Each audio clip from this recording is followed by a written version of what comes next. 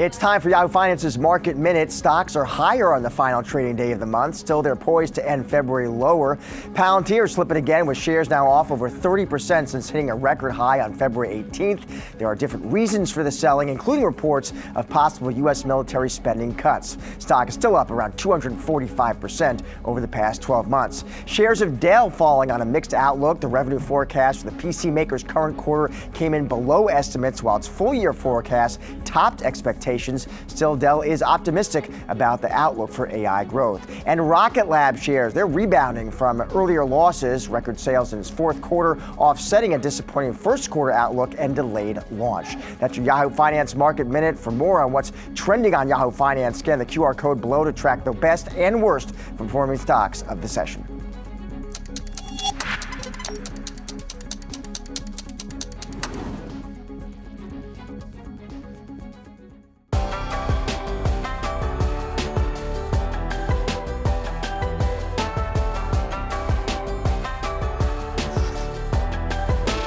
Welcome to Wealth, everyone. I'm Brad Smith, and this is Yahoo Finance's guide to building your financial footprint. Our community of experts will give you the resources, the tools, the tips, and the tricks that you need to grow your money.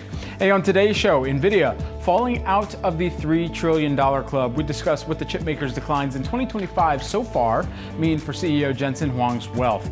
And egg prices. We'll discuss the strain on your wallet and what the Trump administration plans to do about it with the CEO of Vital Farms. Plus, getting retirement ready. All week, we've been taking a look at how to best invest for retirement at every age, from workers in their 20s maxing out that 401k match to those over 70 living off of their investments. Today, we focus on your 70s and beyond, making your money last. All that and much more coming up during today's show. But first, as we always begin the hour, let's take a look at some of the top market action here that we're tracking 90 minutes into the trading day, on a day where we got some fresh PCE, personal consumption expenditures data here on the economic front, the Fed's preferred inflation reading here. And there we're taking a look at some of the market movement here now 90 minutes into trade, as major averages are all fractionally higher across the board. This is also the final day of the month, final trading session as well. And the Fed's preferred inflation gauge, we mentioned that was in line with expectations today. Joining me now, we've got Liz Miller, who is the CFP and Summit Place Financial Advisors founder and president. Liz, you say boring holdings are a valuable part of any portfolio, especially during the recent volatility that we've seen. So walk us through what you mean by that, and where are you looking for these so-called boring holdings? So, of course, we're always talking about investors having a diversified portfolio. But certainly the last year, we know there was that temptation to just own lots of the high-flying AI stocks, lots of Nvidia, even lots of Microsoft. You were just noting that we see some of those under some short-term pressure. But it certainly has been an uncertain market. And to my mind, that's when that full diversification comes into play. And I talk about the parts of the portfolio that felt boring over the last year or so, like a healthcare holding or a food and beverage kind of holding, which really weren't participating in last year's strength. So all of this in mind, we got some fresh economic data here this morning. Want to get your read through on personal consumption expenditures, especially how that carries through to how investors are thinking about the consumer as it relates to the economy and the Fed's dual mandate. Sure. Well, we need to start with the income part that came in this morning, which showed that incomes were growing. Personal income was up, in line with expectations, but growing. And then personal spending for the month was down, and that was a big miss. And I think there's two components to that. The pure economist in me needs to say, well, we had some weather, and that might have distorted that number, and so we need to watch it for the trend. But I also think it's really reflecting exactly what we're seeing in this market, which is just this sloshing uncertainty. We get a little bit up, a little bit down. Investors and consumers, same people, really aren't sure where we're going and want more visibility on what the direction is before they open their wallets some more. Certainly. And so as you're looking for some of that visibility, where do you think that visibility comes in the form of at this juncture? At this juncture, I really think it comes from policy out of the White House. Now, we know, and we knew coming into this year, that President Trump's policies often look very different from the early discussions. And we're all just getting used to that again and figuring out how does that get reflected in the market. The truth is it takes a lot of patience, which is kind of surprising because when you think about our president, you think about someone who wants to be very action-oriented, but as an investor, you really have to sit back and wait to see what kind of policies we're really putting in place. And so as we're waiting for those policies to really be clarified, who are some of your top picks in your portfolio management strategy right now? So I'm going back to what we call those boring stocks, like Johnson & Johnson, a wonderful long-term holding. The stock has sort of traded in a range for a couple of years. The fundamentals are fine, and I think that's one of those places where you can be buying today, and you're going to get some stability through a market like this. I also talked about kind of the food and beverage players like a Coke. Coca-Cola hadn't done things for a while. We did get a bit of a boost up and down last year, but very quietly, this is a company that really does keep adjusting to trends. It's not just selling sugary sodas. And again, I think this is one of those holdings that it may not be where you think a lot of the future growth comes from, but these kinds of diversification in your portfolio play an important role. Liz, thanks so much for taking the time here with us today. Really appreciate it. Thanks. It's now time for some of today's trending tickers. You can scan the QR code below to track the best and worst performing stocks of the session with Yahoo Finance's trending tickers page. Joining me now, we've got Yahoo Finance's Julie Hyman, host of Market Domination. Julie, we got to know, first up here, Microsoft. What is going on there as they're shutting down Skype in May? That's the big talk of the town. Pour one out for Skype, right? That video call platform. It's going to be shut down on May 5th. Now, I don't know about you. I haven't even heard about Skype in a while. Really? When's the last time you used Skype? No, that's fair. Right? So it makes sense that they're shutting it down. And I've seen some pretty dramatic figures online about the market share declines it's seen over the past year. I can say anecdotally here at Yahoo Finance, we first used Skype as our primary platform once the pandemic sent us into remote broadcasting. But maybe it was a little buggy, and maybe others found the same thing. Microsoft bought Skype almost 14 years ago. Remember, it was started by a couple of entrepreneurs in Northern Europe. eBay owned it at one point. Then it was sold to a private equity consortium. It peaked at more than 400 million users.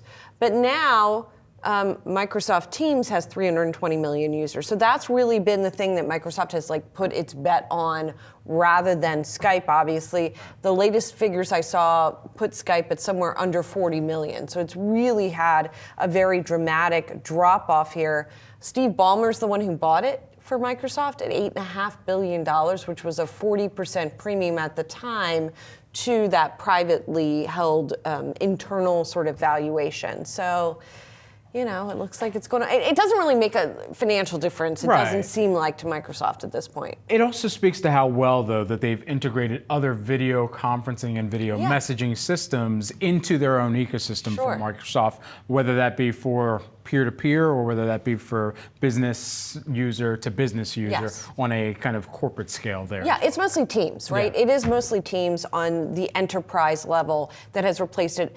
Teams, sort of the big competitor to Slack in that way in terms of messaging and in terms of video.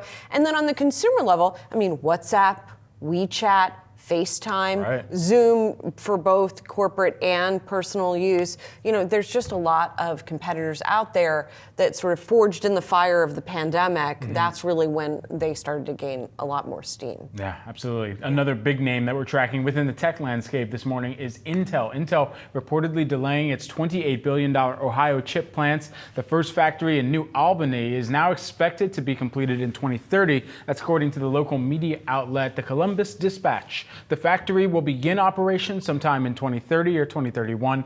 It was originally scheduled to begin operating this year. We know what has happened. Intel's second Ohio factory won't be completed until at least 2031 here. Shares still up on the day by about 3.5%, but long lead time here. Yeah, a little, I guess you could call it a bounce back. The shares are down something like 40% over the past year, and we have seen a tech sell-off more recently, but this is part of the bigger existential struggle at Intel, right? Intel, the chip maker, which has tried to, or did try to under Pat Gelsinger, go back to its roots as also a chip manufacturer. manufacturer, a so-called fab or fabricator of chips, and has tried to build up these manufacturing operations not just for itself, but also a so-called foundry, a merchant foundry, building chips for others. And that's really the part of the effort that has drawn the most questions from investors, and really is part of what led to Gelsinger's ouster as head of Intel. So now you go back to this factory here. The company got funding as part of the CHIPS Act to build out this thing. Originally was slated for this year. Then that sort of started to creep back. And it sounds like they're just going to kind of slow construction way down. This has partly to do with demand. The officials, as reported in that Columbia Dispatch, the officials in Ohio say it's still on track. It's still going to happen. We're still going to get our jobs here in Ohio, but it's going to happen on a longer timeline. Well, the larger question here, too, I guess, is how many of the other players that already have, especially thinking about a TSMC and their inclination to want to bring more chip manufacturing and fabrication processes for those wafers to the U.S., will they be able to appease the Trump administration enough, who has essentially rolled out the red carpet for some of that foreign investment, so that they can kind of offset any of the demand that Intel would be able to take on? Of course, in Intel, they had received favor, as you mentioned, during the Biden administration as part of the CHIPS Act. Well, and there was also some talk, remember, there was some reporting that maybe Taiwan Semiconductor would even be interested in buying some of the Intel fabrication facilities, although some analysts sort of brushed that off and said it wasn't realistic, but that's something that's out there in the ether being discussed as well. Absolutely. Julie, thanks for breaking these down with us. Happy to be here. Everyone, Nvidia falling out of the $3 trillion club, the chip maker's market cap now sitting at $2.93 trillion, putting its second place rank at risk, with Microsoft breathing down its neck. Nvidia was founded in 1993 by three people, including current CEO Jensen Huang. Since its IPO in 1999, shares have risen more than 250,000%, with much of the increase happening in the last 5 years. The company has led the AI boom on Wall Street. Jensen Huang has served as president, CEO, and a member of the board since the company's inception. Huang falling from the 13th richest person alive just a week ago to the 16th richest, according to Bloomberg's Billionaires Index. Still, not too shabby. He has a net worth of $102.6 billion, trailing other tech CEOs like Elon Musk, Mark Zuckerberg, and Jeff Bezos. The majority of Huang's wealth comes from his 3.4% stake in Nvidia. That shakes out to about 837 million shares, worth around $100.6 billion. The other $2 billion of that net worth is in cash and other assets. In 2025, so far, Huang's net worth has fallen by nearly $12 billion, with more than $9 billion lost on Thursday after earnings alone. Well, Bitcoin currently trading lower, but holding above the $80,000 mark right now. The cryptocurrency recovering a bit of ground after its multi-day decline, off nearly 25% from a January all-time high. I'm going to toss it on over to Brian Sozzi, who's over at Bitcoin Investor Week in Manhattan. Hey, Soz. All right, thanks so much, Brad. Yeah, it's getting pretty noisy here at the Bitcoin Investor Week conference in New York City. Mike Cagney here with us, Figure Markets founder and CEO. Good to see you, Mike. I understand big news out of your firm yesterday. Before we get to that, Brad mentioned a real, we're seeing a sell-off in Bitcoin prices, pretty significant. How severe do you think it can get? Look, I think it's a natural course of the market, really finding where the near-term equilibrium is. I don't put too much stake in terms of what's happened. It's just typical Bitcoin volatility. So the fundamentals, if you look at what's been headwinds to Bitcoin for the last 4 years becoming tailwinds, it's a pretty constructive backdrop, irrespective of what's happened over the last couple of days. For folks not familiar with your background, you built SoFi, now you're building something else, another marketplace at Figure. What does this moment feel like to you? I mean, does it feel like it's gotten more serious in the crypto sphere? Yeah, look, I think we're at a tipping point, in particular, where we're going to see a lot of TradFi move into blockchain finally. And I always comment, the blockchain space never loses an opportunity to shoot itself in the foot. And we had the hack last weekend, we had Libra the weekend before that. But the reality is there's a lot of people building real solutions on blockchain that have real economic value and benefit. I think with a lot of regulatory clarity that's going to come through this year, you're going to see a lot of traditional entrants, especially within the bank and financial services sector, come into blockchain in a serious way, and it's supported for the whole ecosystem. When you saw that Bybit hack, what did you first do and what did you first think? Look, we run our exchange, we run decentralized MPC wallet. I think anytime you rely on a centralized custodian structure, you run this risk. And it's always surprising to me after FTX, people are still sending their coins onto the exchange. And the reality is, sort of the ultimate paradox, blockchain's about decentralization. So the fact that crypto's trading on these centralized constructs doesn't make a ton of sense. So I think it's really, as anyone who holds a coin on blockchain, self-custody, decentralized custody, not centralized custody. Talk to us about the news out of your firm yesterday. So yesterday we announced that we stood up a permanent capital guarantor for our blockchain ecosystem. So we've been originating loans on blockchain since 2018. We've done about $43 billion of loan transactions on Provenance blockchain, which is the level 1 that we use on the back end. But the ultimate goal was to get to a point where we could create an ecosystem that looked like Fannie Mae and Freddie Mac, that had a permanent capital guarantor that provided the ability for originators to lock in both their price and liquidity on their mortgage production. And so we took $200 million in from 6th Street to stand this guarantor up to help facilitate liquidity within this ecosystem. I see Robinhood's public, Coinbase is public. When are you public? I'm not allowed to say. So look, I'm very eager for Figure to be public. So that's all I can talk to. Is the market that big to support all these exchanges? So I think you're going to see some real consolidation. I think most exchanges are subscale, and I think also what will happen with some of the regulatory clarity, I think the two things the administration's trying to get by the August recess is stablecoin legislation and market structure legislation. I think that market structure legislation is going to have, the ICEs and the NASDAQs of the world leaning in and trying to build a more national construct for crypto trading versus the bespoke structure that we have today. But it'll still be a centralized structure, which I'm not a huge fan of. I want to see where you stand. So Vlad Tenev, I talked to him earlier in the week. He says no Bitcoin reserve this year. Talked to Anthony Pompliano earlier today. He thinks we get one this year. What say you? I think it's going to be a tough one for the government to do. And I certainly think the price action of the last week hasn't helped the case. And just to be clear, I mean, you don't think we're headed towards another crypto winter? No. That's not what this is. Not at all. I think such different fundamentals. So you look at what happened in 22 with the bankruptcies and really just with a loss of faith within the crypto community. That's not what's happening right now. I think people are very bullish. They're very leaning in. I think, as I said, the developments that we're going to see on public blockchain over the next 12 to 24 months will blow people's minds. Think about how much has been accomplished and how much has been built in the last 4 years when it was nearly impossible to do anything on blockchain.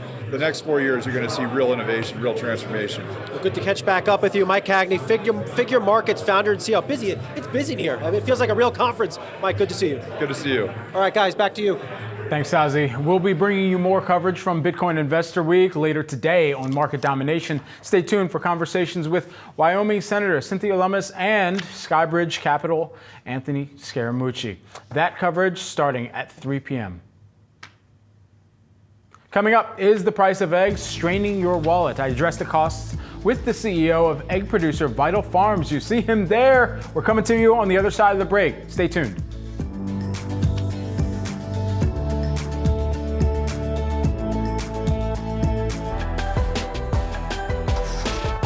Shares of Vital Farms whipsawing after the company's 10K filing revealed issues with its accounting practices that pushed the stock lower after initially rising on an upbeat earnings and guidance. Shares back up though. Stifel upgraded the stock to buy from hold, touting the company's future growth. Here with more, we've got Russell Diez-Canseco, who is the CEO of egg provider Vital Farms here. Russell, good to have you here with us. Let's just first start with the accounting issues before we dig into the rest of the earnings here. What was at play there that the street needs to know and investors need to have some clarity around? Sure. So the headlines are no misstatements and no restatements in the works. This was really about maturing our accounting systems in a year in which we had to shift from being an emerging growth company to an accelerated filing company.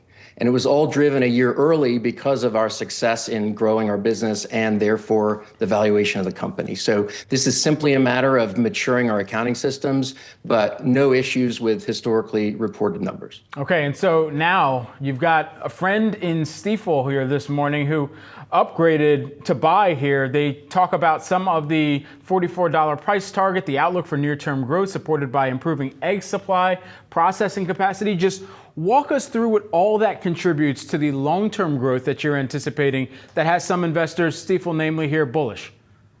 Sure. So, Stifel's been analyzing and reporting on us since our IPO in 2020.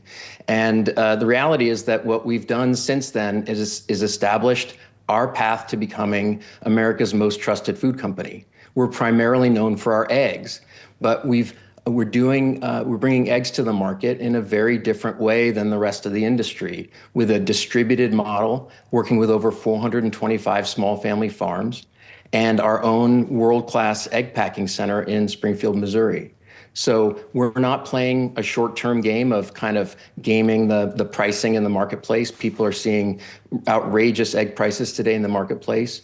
We're building a brand for the long haul, and that's resulted in very consistent growth with positive gross margins and profitability since the IPO. And I think that's pretty rare for a small, fast-growing company like ours. And so talk to us about how you're insulating the business from the avian flu, which is certainly rattled and entirely disrupted the rest of the egg market here and driven some of this high inflation that we've continued to see within that particular part of the basket for consumers. And I'd be remiss if I didn't call out the impact on hundreds of millions of laying hens. This company was founded with a big focus on improving animal welfare. And frankly, the real travesty here, beyond the high price at the grocery store, is that we've killed hundreds of millions of laying hens in this country. And I think a lot of it, frankly, is avoidable, as we've shown with our own model. Like everybody else in the industry, we certainly don't want to see this happen.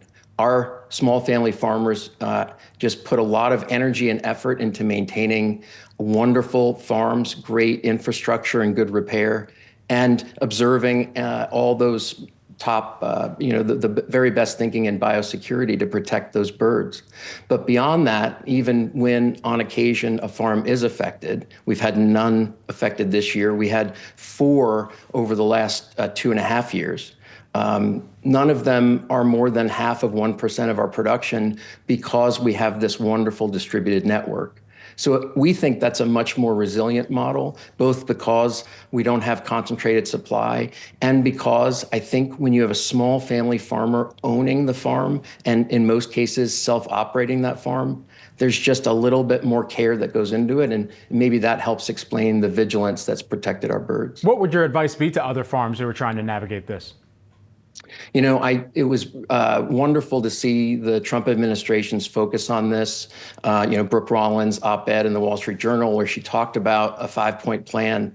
One of the elements of that plan is to invest, government money into helping America's egg farmers repair maybe some of that aging infrastructure that's allowing the introduction of wild animals that may be infecting birds. So I think, number one would be accept that help if you need it and get those barns repaired and maybe invest some of the profits that the industry is seeing right now due to avian influenza in maintaining the infrastructure, and hopefully that'll have a positive impact on the birds in the future. And just to put some numbers on this, it seems like the U.S. Department of Agriculture announcing $1 billion in that plan in order for U.S. farmers, as you mentioned, to combat the impact of the bird flu epidemic that's really impacted the laying hens and thus had a larger impact on the food system as well here.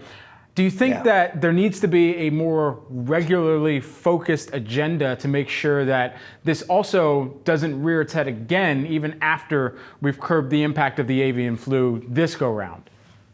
I think there's still a lot to learn about how this disease occurs. Certainly, if the answer were easy, the industry would have found it already. I think it's probably a lot of different things, a lot of vigilance, maintaining equipment and barns in great repair, a high sense of ownership, healthy hens. I mean, this is, at the end of the day, flu. And as we've seen with human versions of things like the flu, they tend to impact less healthy people more and more readily. We focus on bird health. We feed our birds, feed and a supplemental set of nutrients that we think really kind of helps create a really vibrant, healthy bird. They go outside, they get some exercise, some sunshine. These things all add up to resilience in the bird, and that may have an impact as well. We only have 30 seconds here, but a lot of the viruses or diseases that have spread have certainly been pointed back to climate change. What other efforts would you like to see in order to combat climate change that could also help offset the risks of flu, like the avian flu, spreading among fowl? I think, whatever the future holds in terms of climate change, I think the most important thing is to have a growth mindset, as that's one of our core values here at Vital Farms, to make sure that you're resilient in the face of change, whatever may come, and that you can adjust accordingly. So that's certainly the approach we're taking. Russell, thanks for taking the time here with us today. Appreciate it. Thanks for having me. Coming up, we're heading into the first somewhat warm weekend of the year, at least here in New York. So we're going to send you off with some home buying tips for those going house hunting and putting the hoodie, maybe a little over jacket on, and we'll get you prepped. That's next on Wealth.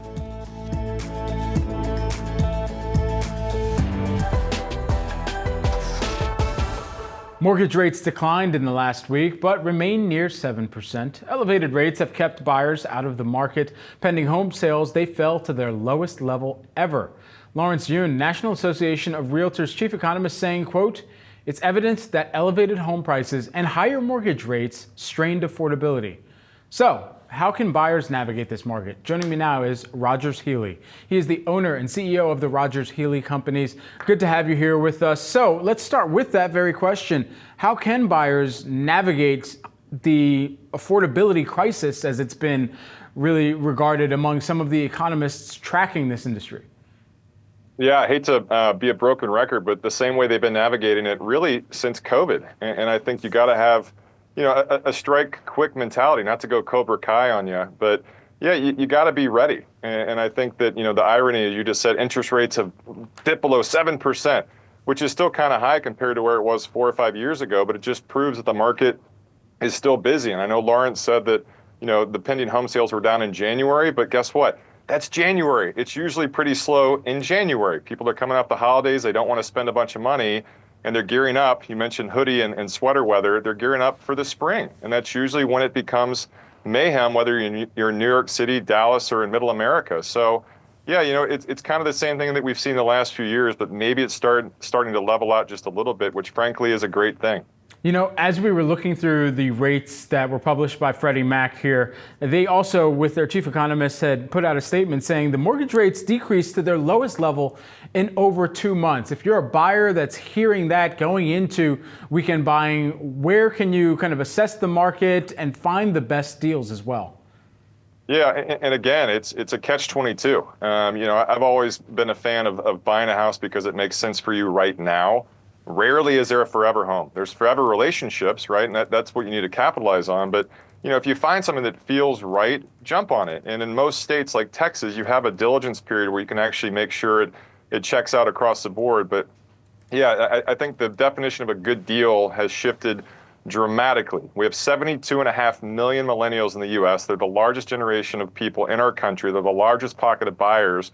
And they're going to make it more and more difficult to try to get, real money off. So find something that feels great, and that's going to be a great deal, I think, for the next 10 or 15 years. What ways are you seeing buyers get creative in this competitive market then? I think the most important thing, honestly, is to be realistic. Have an agent that actually knows what they're doing. They're representing you. They're not an Instagram influencer. They're actually an educated agent that knows what they're doing. Get pre-approved. If you're paying cash, have your financials in store. But just be ready to act, and I think that the dream home thing is honestly, it's a myth. And you can kind of make any home your dream home for the short term as long as you've got the right context. So yeah, find somebody who has resources, that knows what they're doing. And when you get that feeling, maybe sleeping on it is a nap and not an actual real night's sleep. And by that opportunity, you can actually see if it's yours to purchase. So for shoppers that are going out this weekend, what tips do you have for those who are house hunting? Of course, we're a few weeks out from the real pivot to the spring buying season. Yeah, I think again, just trust your gut. And investing, your home is usually your biggest investment of your life. And I think among everything that can be defined with investing, it's really a gut instinct. And if you walk in and you feel like you could make it your home, then do it. Go for it. And ask for real advice, real suggestions. And if it doesn't have the perfect color door, and maybe you want different hardwood colors, have somebody help you with that, right? And I think some people talk themselves out of big decisions, and frankly, they regret it later. So yes, start looking, hire somebody that knows what they're doing, be resourceful, but also just be realistic and realize that it is an investment. Statistically, before COVID, people would live in their house for 5 to 7 years. That's changed, and that's changed in large part because of what we started with, 6.85% interest rates. When those things dip down, people are going to want to stack chips and level up. So I think we've seen at the very beginning of some very, very busy cycles for the next 10 to 15 years. What's the first DIY project that you often hear that potential buyers are thinking about starting once they finally get into that new home? Simple stuff, right? The two main attractions of a home have always been the kitchen and the master bedroom / bathroom. So stuff that's very simple, countertops, paint, wood colors, all that kind of stuff is always going to be something that reminds them of where they're moving from, which is probably a rental, but they're moving for a reason. So yeah, stuff that's simple. I think that, adding on square footage is always a great idea. It's a great way to make money, but that's expensive, it's time consuming, and it's not normally that much fun. So yeah, I think that the beautiful version of lipstick on the pig is always a great idea. Rogers. Especially if it's Peppa Pig. Yeah. Rogers, thanks so much for taking the time here with us today. Appreciate it. Cheers. Coming up, we're wrapping up our week-long looking at investing in success in retirement. Plus, we've got the changes at the Consumer Financial Protection Bureau. That's next on Wealth.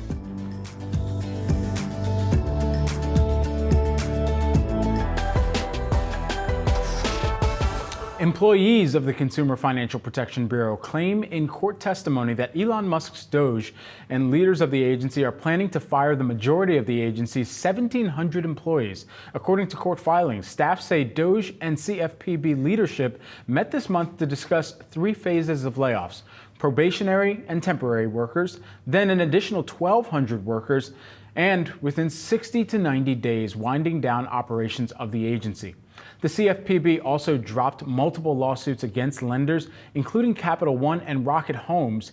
Here's what Rohit Chopra, former head of the CFPB, told Yahoo Finance earlier this morning.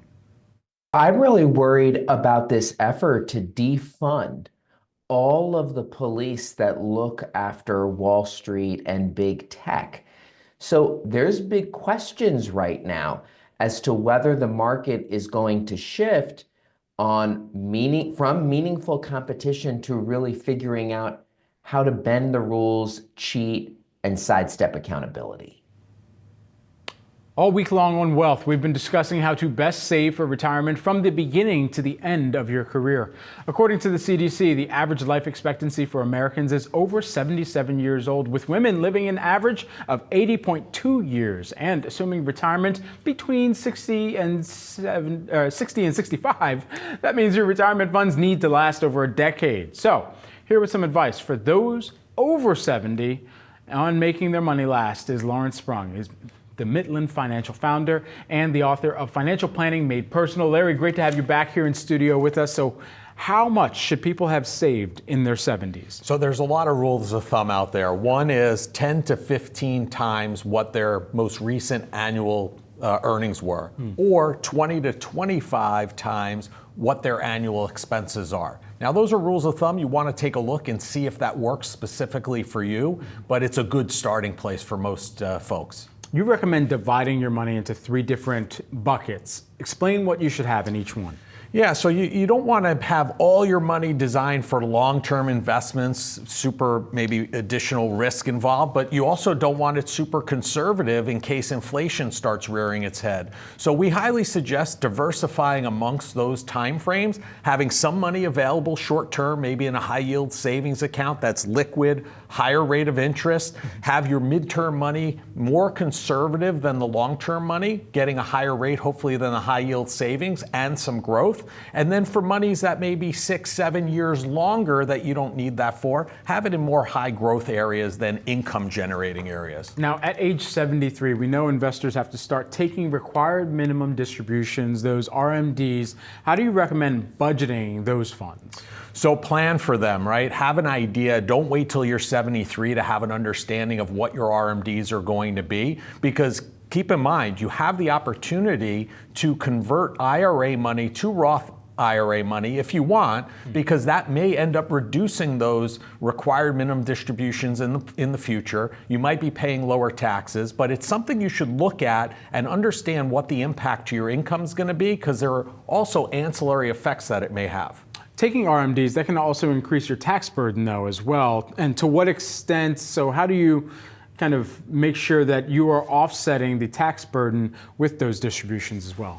Yeah, so the distributions are fully taxable. As you take that money out of your IRA, required minimum distribution or not, you're being taxed on it as if you earned it, which can, like I said earlier, could have some ancillary effects. For example, Medicare premiums can be impacted because your income and your Medicare premiums, what you're paying, are directly tied. So when you go into RMD phase, you can end up putting yourself in another bracket, paying higher Medicare premiums as a result. So the way to avoid the taxes on the required minimum distribution or take it on earlier is convert earlier, pay the taxes now, and then you convert that money and you'll never pay taxes on it again while it's in the Roth IRA. Percentage of your savings that should really be allocating and perhaps bucketing towards medical expenses. Yeah, so I mean, that really depends on your personal situation, right? If you're rather healthy, you can have that bucket a little lower, less filled, if you will. If you are somebody that goes to the doctor often, has medical conditions, then I would err on the side of caution and perhaps have some additional funds available. Larry, great to see you here in studio. Thanks so much for taking the time. Thank you. Absolutely. Coming up, everyone, we're discussing the challenges Black Americans face in the workplace and give actionable steps to overcome them. That's next on Wealth.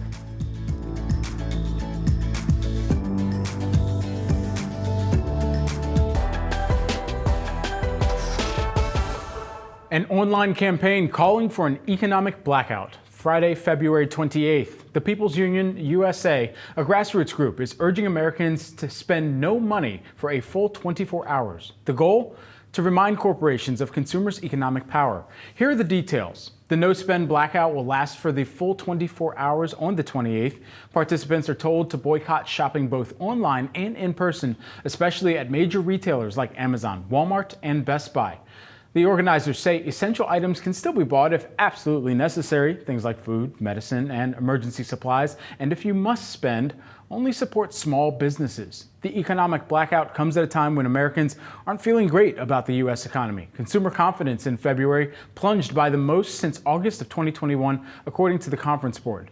Expectations around the job market and future business conditions weakened, and concerns around Trump administration policies dominated survey responses.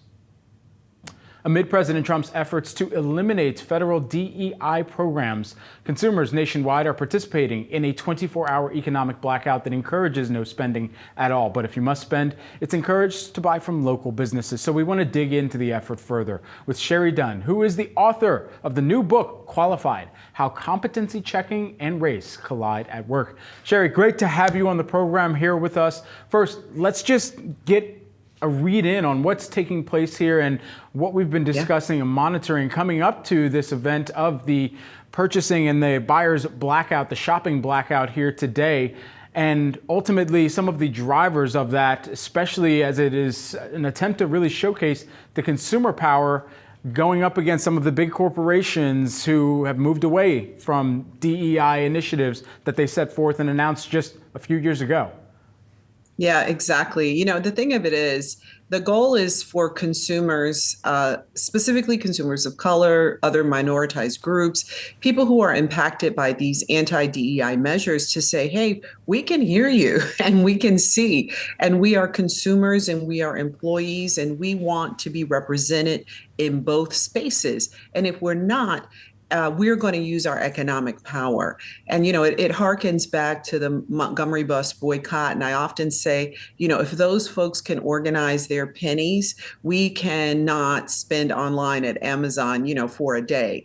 And the goal is to remind corporations that there is reputational and financial harm that also comes with abandoning diverse consumers and diverse employees. That's a great point, especially considering the social interconnectedness now technologically that we have versus even when there was organizations back in the days of the Montgomery bus boycotts as well here. Sherry, while we have you, jobs numbers, they will be Wall Street's big focus next week. And while the headline unemployment rate is at 4%, it's much higher for Black Americans at 6.2%.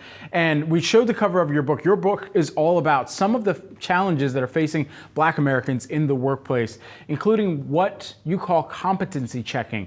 Can you define what that is for us and just talk about the economic impact of it? Yeah, competency checking is the ways in which Black and other people of color, and to some extent women, are required to meet a higher, harder bar in employment and retention. So, it's a questioning of their capacity, their intelligence, their qualifications. They have to prove what they know over and over and over again. Any mistake is remembered, but any qualification is not. There is a false notion that Black people are unqualified and getting all these jobs. First of all, as you say, the unemployment numbers and the employment numbers don't bear that out. But what we also know is that Black folks actually are having more education, more experience, and getting jobs that are not commensurate with that education or experience. So competency checking essentially is the ways in which assumptions about our intelligence, assumptions about our qualifications act as a blockage, preventing us to move forward. It's not based on reality. It's based on historical understandings and belief about the intelligence and ability of Black folks. And falsehoods as well. And so all of these things considered, what has the economic impact been that we can measure? Yeah, the economic impact is extreme. Black Americans, because of racism, there's recent data research done showing that it's a $16 trillion drag on the economy, meaning that is money that could be circulating in the economy if there was not the level of discrimination against Black people preventing our full participation. Also, we know in the entrepreneurial space, in the VC space, Black Americans do not get as much investment as white folks in the VC space. That means you have less companies, less opportunities for growth. I mean, this has real economic impact. And of course, in the corporate spaces, right now, I believe there's like 1% of the CEOs, the profit and loss leaders at corporations are Black. And Korn Ferry did a survey that says they think it's going to be 0 in the next couple of years. That has impact. So this has an impact. When you're artificially depressing a group of your economic market, that has an impact. That stops growth. And of course, people are scared currently. I mean, there's no way you can't watch all of these layoffs and the targeting of so-called unqualified people and not be fearful about your job prospects. And of course, that stops your spending. And so how can companies change themselves in order to check their own competency checking at the door? Absolutely. You want to ask yourself, who am I giving a break to and who am I not? When we look at who are we promoting within our companies, who gets the benefit of the doubt here and who doesn't? Who succeeds here and who doesn't? Do you notice trends? Are you seeing a shedding of Black people from the workforce? What we know, and I say this in my book, is that Black women are the canaries in the workplace coal mine, and they are being shed from the workplace at an alarming rate. In fact, that unemployment rate for African Americans you cited, the 6.4, I think, percent, is in large part due to the number of Black women who are being shed. So look at who is leaving, who gets promoted, who gets the benefit of the doubt. What assumptions are you making? And how are your systems set up to check those assumptions?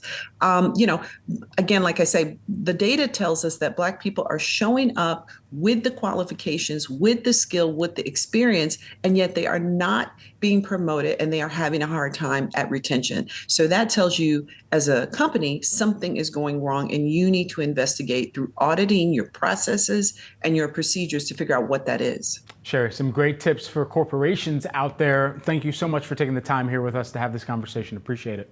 Thanks for having me. Let's do a final check of the markets as we're taking a look at the major averages on this personal consumption expenditures day. PCE, the Fed's preferred inflation gauge, as we've been continuing to monitor any of the market reaction to it. And we've largely been holding on to these gains for much of the session, as we're seeing fractional gains pretty much across the board at about 0.5%, or just a little bit more than that. And then additionally, checking in on Bitcoin. Over the past 24 hours, dipped below 80,000. It's now hovering within that 80,000 range here, sitting at 84,000 right now. That's it for Wealth, everyone. I'm Brad Smith. Thank you for watching. Stay tuned. Market Domination with Julie Hyman and Josh Lipton comes your way, 3 p.m. Eastern Time.